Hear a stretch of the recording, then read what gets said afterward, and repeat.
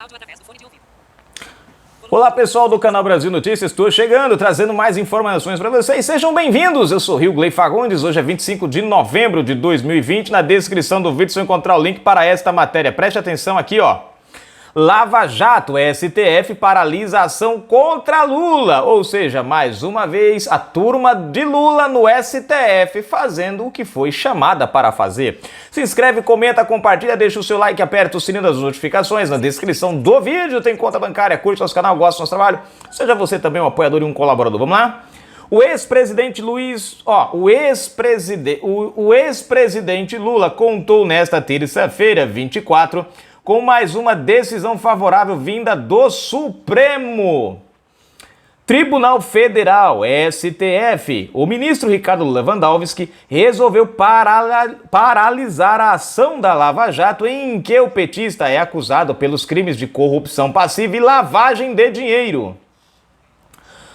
A paralisação da ação contra Lula se deve à falta de informações sobre o caso. Nesse sentido, Lewandowski deu 60 dias para que a Corregedoria Geral... Deixa eu ler de novo isso aqui, gente. Deu 60 dias para que a Corregedoria Geral do Ministério Público Federal declare... Acho que é isso. Ah, tá escrito errado, gente. Declare, não é declare-se. Tá escrito errado aqui. Pessoal, tá errado aqui a palavrinha, tá? Declare-se há ou não registros das tratativas da Força-Tarefa da Lava Jato em Curitiba com órgãos internacionais. O ministro do STF lembrou que a Odebrecht tem acordo de leniência e pediu à Procuradoria-Geral da República, PGR, que apresente os documentos à Justiça, caso o órgão tenha lidado com a situação. Enquanto a Corregedoria do MP e a PGR não se manifestam, a ação da Lava Jato contra Lula não pode avançar. É uma maravilha isso, porque Lewandowski vê a necessidade de a defesa do ex-presidente ter acesso a todos os documentos e informações relacionados ao caso, que apura se o petista foi beneficiário de propina bancada pela empreiteira para a compra de imóveis com o intuito de abrigar a nova sede do Instituto Lula em São Bernardo do Campo, São Paulo, município do ABC Paulista, que é domicílio eleitoral do ex-presidente da República. Uma coisa que eu acho interessante é o seguinte, o Lewandowski diz que o processo não pode andar sem antes a defesa de Lula ter acesso a tudinho, né? Já no caso do Moraes, é o contrário, o processo anda sem ninguém ter acesso de nada. Dá pra vocês entenderem esse STF, gente?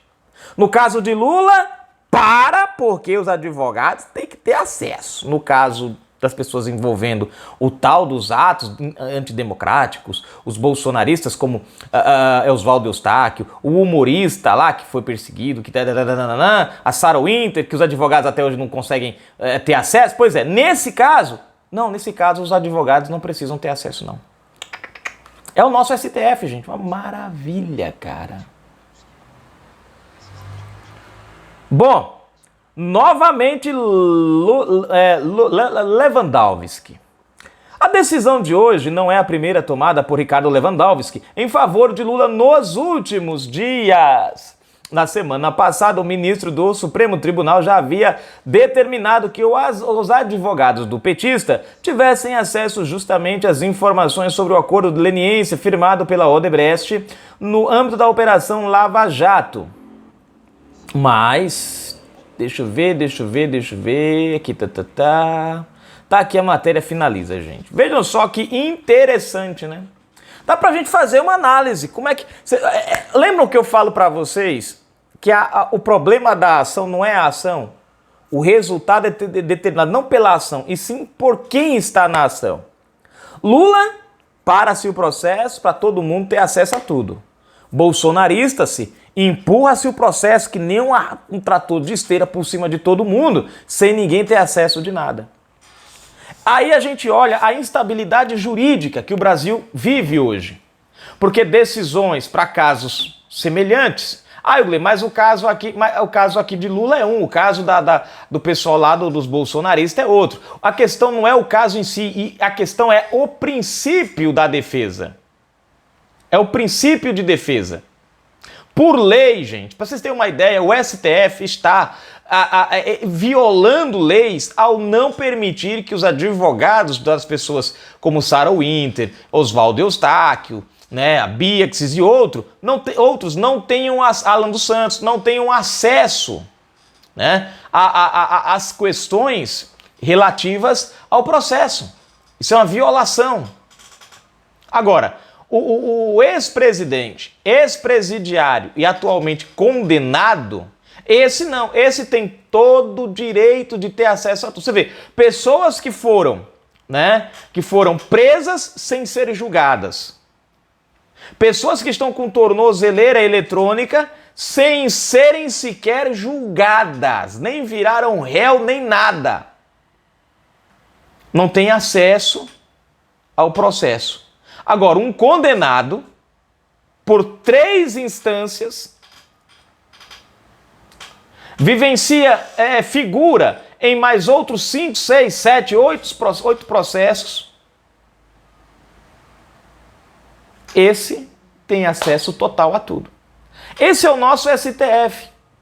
Agora, Ricardo Lewandowski, fazendo o papel dele. Vamos aqui, gente. Eu quero compartilhar com vocês um negócio aqui. Vamos lá. Vamos usar o nosso celular. Hoje ele tá educado, ó. Tá vendo? Hoje ele não falando. Vamos lá. Quem é Ricardo Lewandowski? De acordo com Wikipédia, Henrique Ricardo Lewandowski é um jurista e magistrado brasileiro.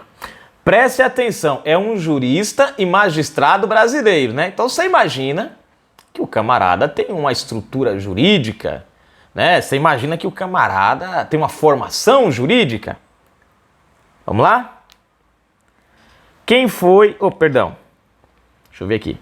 Ricardo Lewandowski já foi juiz? De acordo com Wikipédia, Lewandowski não se tornou juiz por concurso, mas pelo 5º Constitucional, ingressando no Poder Judiciário em 11 de setembro de 1990 ao ser escolhido por Orestes Quércia, após indicação pela Ordem dos Advogados do Brasil, para compor o Tribunal de Alçada Criminal de São Paulo, cargo que ocupou até 6 de março de 1997. Vocês viram aí? Ele se tornou juiz não por um concurso público. Ele foi alçado, ele foi jogado lá dentro. Esse é o naipe dos ministros que nós temos no STF. Chegaram ao STF pelo jeitinho brasileiro e não pela meritocracia, não pela competência. Esse é o tipo... É por isso que nós temos um STF com diversas decisões para um único processo. Um único processo diverge de todo o resto. Dá para vocês compreenderem isso? Num determinado caso, a defesa pode ter acesso a tudo. No outro caso, a defesa não pode ter acesso a nada. Num caso, não, é liberdade de expressão. No outro caso, é crime de injúria. É uma maravilha o nosso STF. Um condenado tem mais acesso do que pessoas que nem foram julgadas. Um condenado está solto nas ruas por aí do Brasil afora, enquanto pessoas que nem julgadas foram estão com tornozeleira eletrônica em casa. Esse é o nosso Brasil, gente. Canal Brasil Notícias. Fui!